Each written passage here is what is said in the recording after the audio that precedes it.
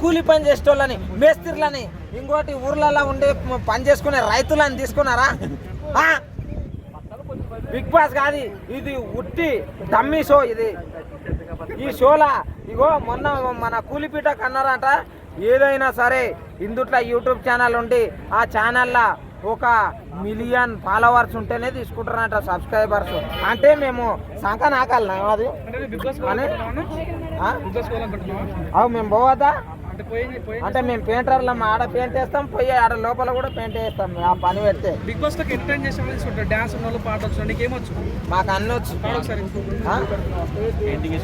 ఆడ పాటలు వాడనియరా, గేమ్స్ పెడతారు, గేమ్స్ ఉంటాయి. ఆ గేమ్స్ మేము ఆడతాం. అయినా మమ్మల్ని తీసుకోరు. మేము ఏంటంటే మెయిన్ ఇంపార్టెంట్ మనకు మిలియన్ ఉంటారా లేరు. ఏమిటి ఇది అసలు బిగ్ బాస్ అనుకున్నారా ఏమనుకున్నారు? అరే మొన్న సామాన్ లాంటివి కూడా ఏమో సామాన్లు మొత్తం చూపించి నన్ను తీసుకోరా అని అంటది. ఏంది బిగ్ బాస్కి ఇజ్జత్ లేదు, ఇవ్వలేదు. అరే బయట ఇట్లా కొంగు పేడదానికి ఇజ్జత్ ఉన్నది కానీ ఆ బిగ్ బాస్కి ఇజ్జత్ లేదు. బిగ్ బాస్ జనాలు చెడగొడుతుంది అంటావా? బిగ్ బాస్ బరాబర్ అందుట్లో ఏమన్నా దేవుని నామాలు చెప్తారా, స్తోత్రాలు చెప్తారా?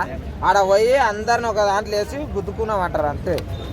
ఇప్పుడు సోషల్ మీడియా ఎక్కడ చూసినా నిన్న నాన్ వేసిన హరిహర వీరమకు సంబంధించి హరిహర వీరమ సినిమాలో బాలబాబు ఉండని ఒక స్టేట్మెంట్ ఇవ్వడం జరిగింది. ఎలా ఉండకపోతే ఒకవేళ బాలబాబు సినిమా ఉండకపోతే ఏంది పరిస్థితి? బాలబాబు సినిమాల ఏ దాంట్లో ఇది రాజకీయంగా ఇద్దరు ఒకతోటి ఉండేకే, ఇది సినిమానా? ఎందుకుంటారు అందుట్లో? హరిహర రాయాలన్నా ఒకప్పుడు 369 అది తీసిరా అని చెప్పేసి ఆ దాన్ని తెచ్చి ఈ దాంట్లో పెడతారు అనుకున్నా. అదంతా ఏం లేదు. ఏదో ఎవడో డ్రమ్ కొడుతున్నా అని చెప్పి మీరు కూడా ఆ డ్రమ్ని యాక్సెప్ట్ చేస్తే ఎట్లా?